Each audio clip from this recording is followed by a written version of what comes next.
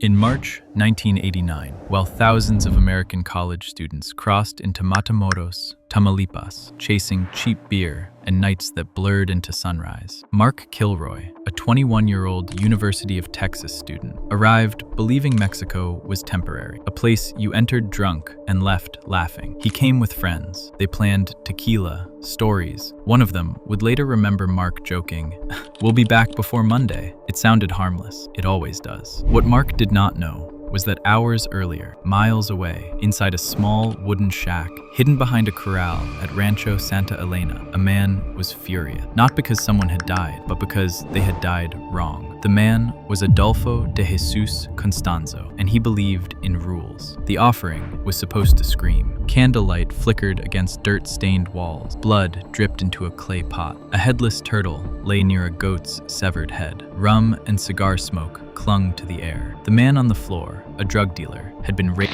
beaten, skinned, his heart torn from his chest, but he had not screamed. That was the problem. In Constanzo's belief system, Palo Mayombe, fear was fuel. Terror made souls obedient. A soul taken without pain could not be bent, could not be used. For the first time since he began killing, Constanzo believed the magic had failed. He spat on the corpse, stepped outside to where his followers stood with their heads bowed, and said, "Next time, bring me an American, a young American, a student, someone blonde and soft, someone who will scream." That night, Mark and his friends drifted through Matamoros with the spring break tide, sunburned, loud, unguarded. At 2 a.m, drunk and exhausted, they began walking back toward the International Bridge. Somewhere along the way, they became separated. 3 crossed back into Texas. Mark did not. Witnesses would later say a pickup truck rolled up near him. The men inside looked like thieves. One spoke in Spanish. "Wallet, now." There was confusion, hesitation, no immediate panic, until hands grabbed him. What separates this from a robbery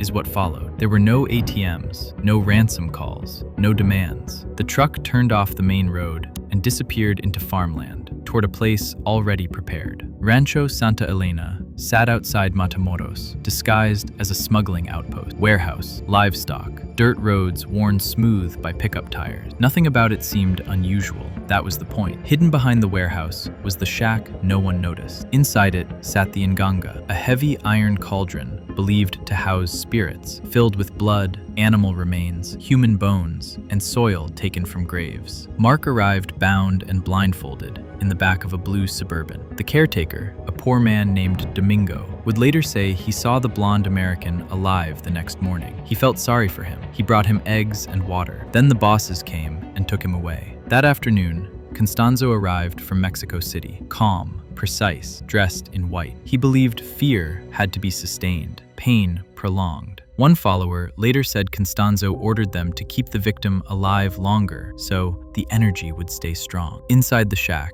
surrounded by chanting, Mark was beaten, tortured, and murdered with a machete. His skull was split. His brain was removed and placed into the cauldron. This was not concealment, it was consumption. Across the border, Mark's absence triggered alarms almost immediately. His uncle was a U.S. Customs supervisor. His face appeared on television. Task forces formed. Pressure mounted. But at the ranch, there was no urgency. Constanzo believed the ritual had worked. His followers moved drugs, evaded police, and laughed openly about their protection. One of them would later explain it simply. "He told us our souls were dead. When that happens, you can do anything, to anyone." They believed they were invisible. For a while, it even seemed true.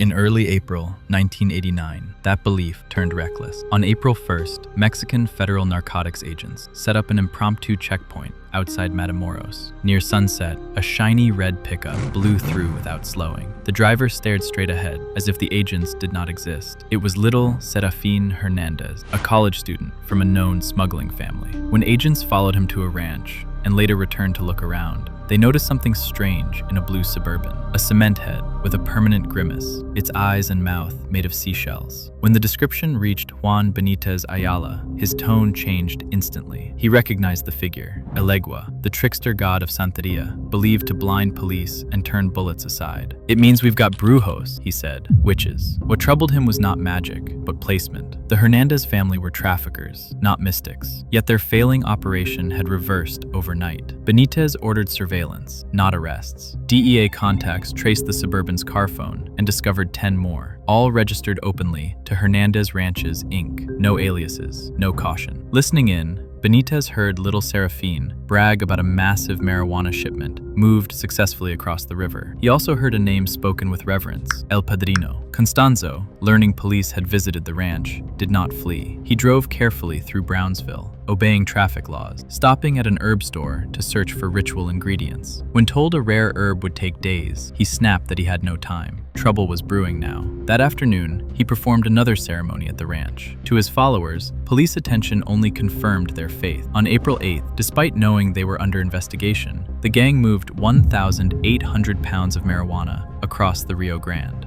U.S. Customs agents were waiting on the opposite bank, then left after hours of silence. The drugs crossed 30 minutes later. Constanzo took full credit. Proof, he said, that the spirits still walked with them. The following morning, the illusion cracked. The Benitez's agents arrested little Serafine and others, forced open the warehouse, and found drugs and weapons stacked like an arsenal. Elio Hernandez laughed as he was handcuffed. "You can't keep me here," he said. "Soon, I'll be gone." None of them showed fear.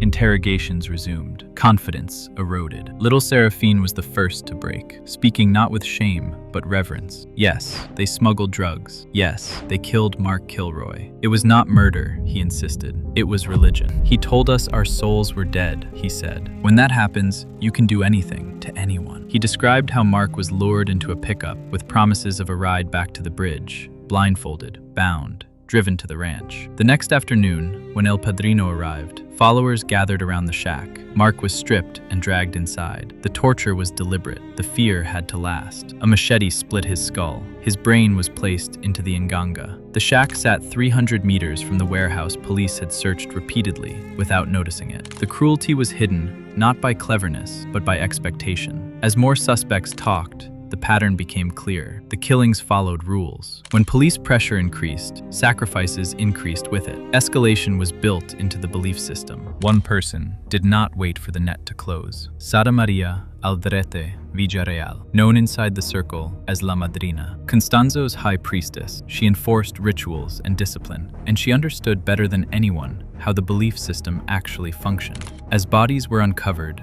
and arrests spread, the protection she had helped maintain no longer felt absolute. She contacted U.S. authorities through intermediaries and told them plainly that Constanzo would continue to evade capture unless someone from inside the circle intervened. She said, "You don't know what he does, but I know you will never catch him without my help." She offered to help draw him out, as her guilt has built over the years of her being his girlfriend. That decision, more than any ritual failure or police insight, ended his ability to hide. Police returned to Rancho Santa Elena and uncovered 15 bodies. Drug traffickers, policemen, a 14-year-old farm worker. The ranch was not a training camp. It was a killing ground. On May 6, 1989, with the help of Sarah, Mexican federal police traced him to an apartment in Mexico City, where he was staying with his bodyguard and lover, Martin Quintana Rodriguez. As police closed in, Constanzo assessed the situation quickly. Capture meant interrogation, testimony, and the dismantling of the authority he had built through fear and mystique. He chose control over survival. Turning to Quintana, he ordered him to shoot. Quintana complied, killing Constanzo, then himself. When officers entered the apartment, they found 2 bodies on the bedroom floor. The leader of narco-Satanism, dead not in ritual,